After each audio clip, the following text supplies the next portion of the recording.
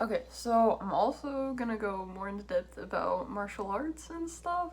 Um, I'm so passionate about this, so sorry if this is a long video, but um, so martial arts is really cool. There's like different kinds of martial arts, like internal martial arts, like massages your internal organs, and um, that's really cool. So like Tai Chi, Kung Fu, yoga, those are all internal martial arts. A lot of people disrespect yoga, but like it's understandable. A lot of people think yoga, oh, it's gonna be like some weird voodoo shit in a fucking like temple with candles and weird like singing and shit, but yoga's not. It's just stretching, and it's beneficial for everyone to stretch, especially before you get old. You want to like stretch your sciatic and your fascia or whatever the fuck. um Helps you, like, for women it's a weird thing because women are naturally more flexible, so they should work more on strength in yoga rather than flexibility in yoga, but that's personal opinion. I know a lot of women like to get like really flexible with yoga, which is totally their thing. Just like specifically like shoulders, like women have really flexible shoulders, so like trying to stretch your shoulders and stuff can be a bad thing if you stretch too far because the like muscle or tendon, whatever the fuck, can't go back as easily. Um, so yeah, yoga's cool. It's literally just stretching. Um, it's not girly or whatever. It's good. It's just stretching. I see like super buff like jujitsu guys stretching, and they're like, "Dear God, why is this horribly painful?" Um, and then it's like Tai Chi is really cool. It's a lot of older people do it, but I found it at my college. There was like a free seminar, and of course I'm like the youngest person that ends up going because no young kids are gonna go to a weird Tai Chi seminar. But I knew exactly what Tai Chi was and got really excited. Carl was my instructor, and he knew Hoobit, which is like this weird like thing, and I can only do it with him. Like I don't know how to do it. He tried to teach me how to do Hoobit with a partner, and I was like, I can't teach that. Like I don't know how to do that. But as soon as he's there, I'm like, whoosh. He taught me sticks and Tai Chi. Tai Chi is really cool. It's like a kind of flow art. There's a different kind of Tai Chi that's called FLO. It's like periods in between. It's like flow Tai Chi, and it's an Americanized version of it that's quicker just to get like the stretches in rather than learning like the 162 step single form for Tai Chi to get a belt up or something in Tai Chi. Because it's like a belt system. I'm actually not super familiar with the Tai Chi belt system. And then Bagua is the only kung fu that I have personally done, and I've only done the heaven section. There's like 8 different sections, and they all mean different trigrams.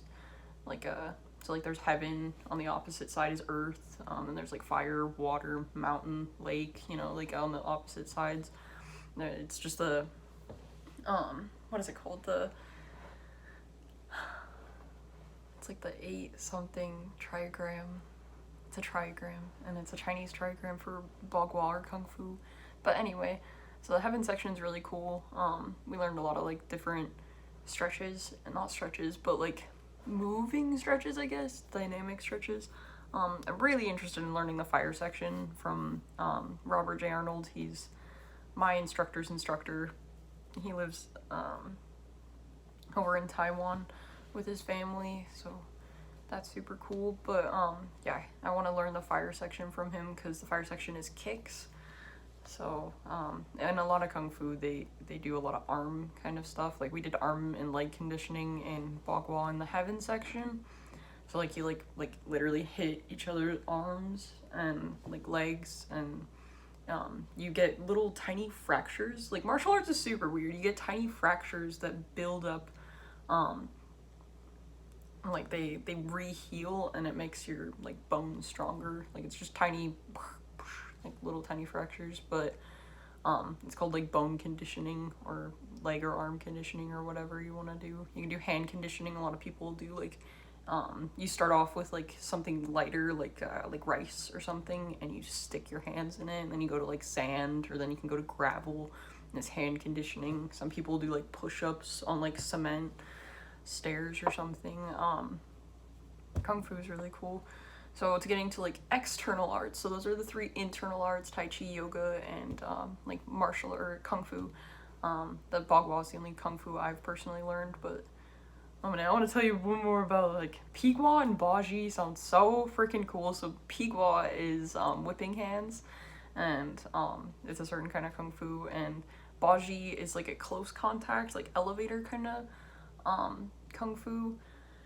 So that's kind of cool. And there's a saying that if you learn Pigua, or if you learn Baji first, if you master Baji and then like complement it with Pigua, you're supposed to be as strong as the gods. And then if you take Baji, or if you master Pigua and then complement it by training Baji, you will be stronger than the gods or something. Super cool. Anyway, external arts. So a couple of external arts that I do are Muay Thai. Muay Thai is really cool. So it's a stand-up art. It's called like the art of the 8 limbs.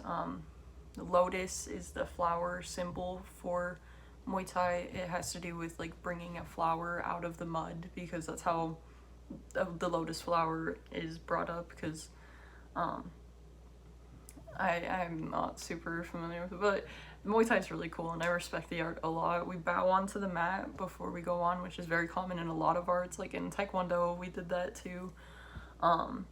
Yeah, Muay Thai is like the art of the 8 limbs. So that's elbows, knees, kicks, punches. We do several different kinds of punches. The difference is that we have square hips and square shoulders when we're facing forward, instead of like boxing or Taekwondo when it's a side stance. I've never done boxing, but I think Muay Thai would complement any boxer with their technique and stuff. You learn a lot of power, as opposed to Taekwondo. So Taekwondo is really cool. It's from Korea. Yeah, Muay Thai's from Thailand. Yeah, Taekwondo's from Korea, and it's cool because like you learn a lot of different like kinds of kicks. Like you get really high kicks. So like I've known a lot of people that have gone into Muay Thai after taking Taekwondo, and they've got super high kicks just because they learned that as they were younger, usually. Yeah, and so Taekwondo, you learn forms. There's a belt system. In my school, because in different Taekwondo schools it changes as well. In my school it started at white, yellow, orange, then it's green, blue, purple, brown, red, senior red, which is like a black belt with a red stripe in it. Or it might be, yeah, it's a red belt with a black stripe in it. And then, so it's senior red. So during your senior red, it's really different, because during the first levels of belts, you get tips for either knowledge, which is a black tip. You have to learn about like your form and the name of the form and who the form is named after. They are usually like Korean philosophers. And then there's knowledge, then there's sparring, which is our green tip, and Mr. Felix, our instructor, hates giving out tips, so you have to like ask him if you've done enough sparring well. And then you get like a red tip for breaking a board. You get an orange tip for teaching, and you only need that after you get your purple belt. So before, when you're like a green, blue, orange, yellow, or white belt, you do not need an orange teaching tip. Your yellow tip is your forms. Yeah, at least that's in my school. I think there's like 5 tips. Yeah, one's for breaking a board, one's for self-defense. I think blue is for self-defense. Miss Opal gives us all of our tips, and then we keep our tips for a little while, and then randomly, it's kind of cool, it's like a ceremonial type thing. The instructor she'll close class, and then we all bow, and then she usually talks anyways, but sometimes she like has a belt hidden like her pants or her shirt or something, and she'll come and wrap it around you, and it's like a ceremonial, like you take off your so right now I'm a red belt, so I'd take off my red belt and put on a senior red belt, or she would put it on for me, just because it's like a ceremonial type thing. So yeah, you get senior red. During your senior red, it's different, because you don't get those tips that I was just talking about. They critique you on every single thing you've learned prior.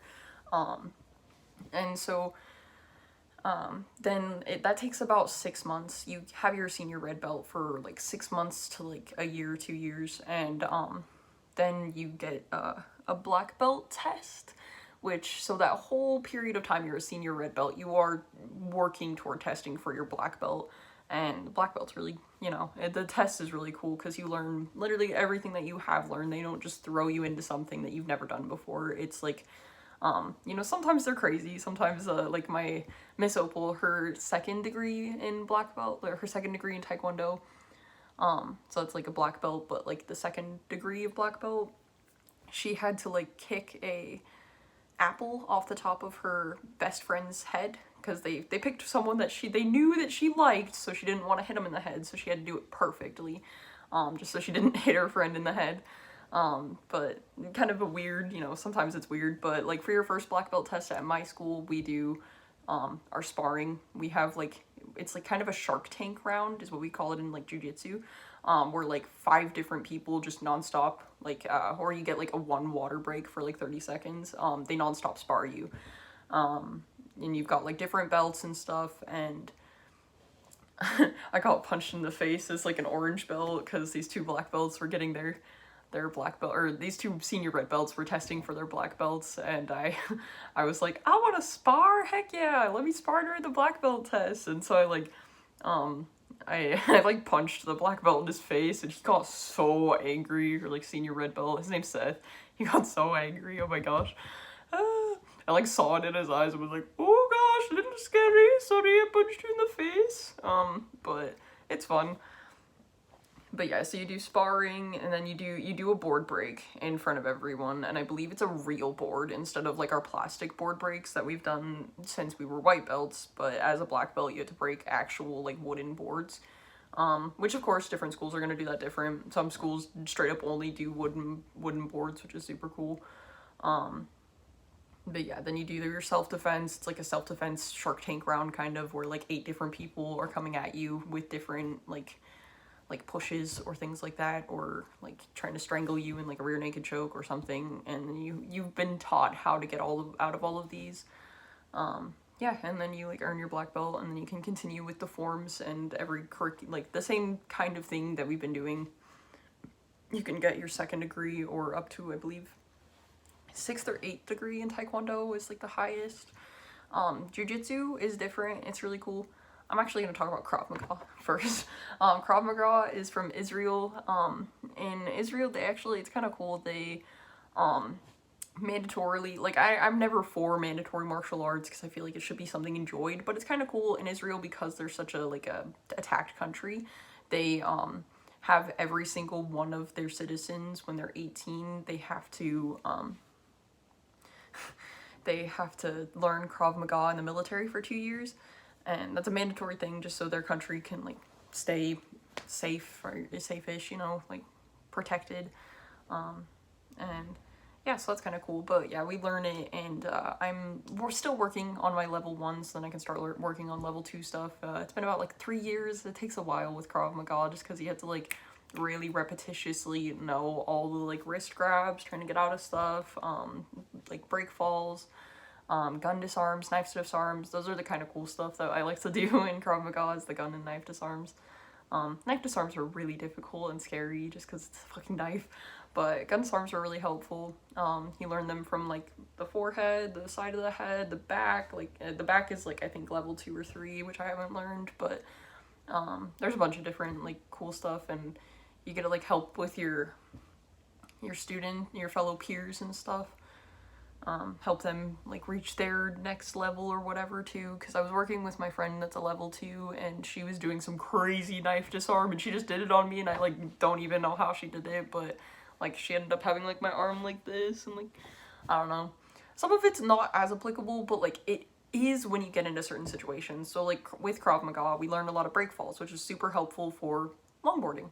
So I love longboarding, and this one time I was like by a mall, and I was like longboarding, and I like went to fall, and I was like, fuck, I'm gonna fucking break my head. So I just like whoosh, and just break falled, and just had like a scuff on my elbow, and that's it. So that wasn't bad, but it's super applicable to like real life.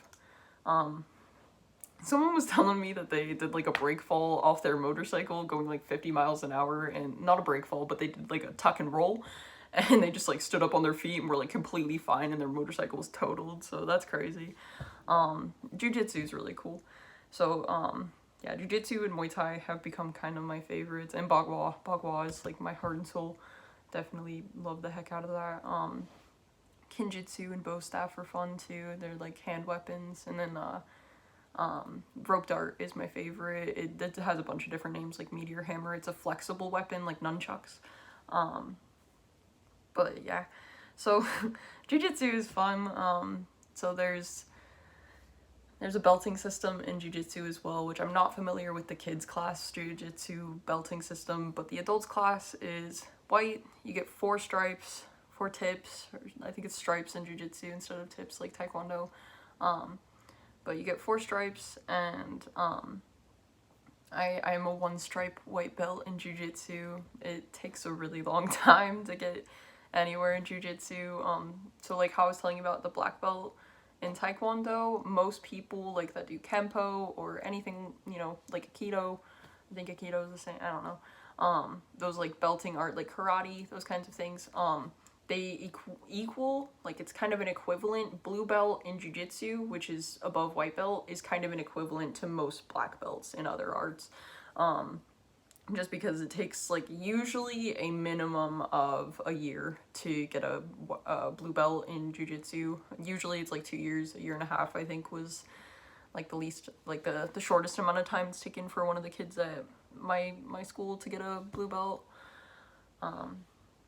But yeah, so it's white, get 4 tips, then you test for your blue belt. They test you on like the specific things that you're supposed to know as a blue belt, and then you work toward your purple belt. You get 4 tips on your blue belt, get a purple belt. You also have to test purple belt to brown belt, again 4 tips. And then when you get to the later belts, sometimes you don't like test just because your instructor knows like that you're progressing. But at least in my school at jiu-jitsu, it's kind of like a lax school, but like they demolish in competition.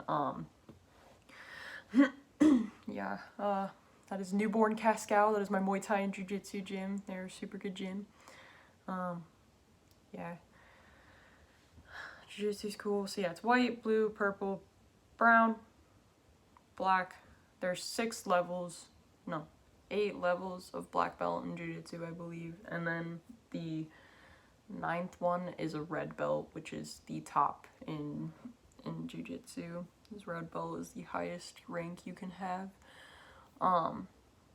Jiu-jitsu is weird because instead of like how Muay Thai, you have the art of the 8 limbs, it's all striking, right? In Muay Thai, you can't really go to the ground. We teach like judo throws just because my instructor is a judo.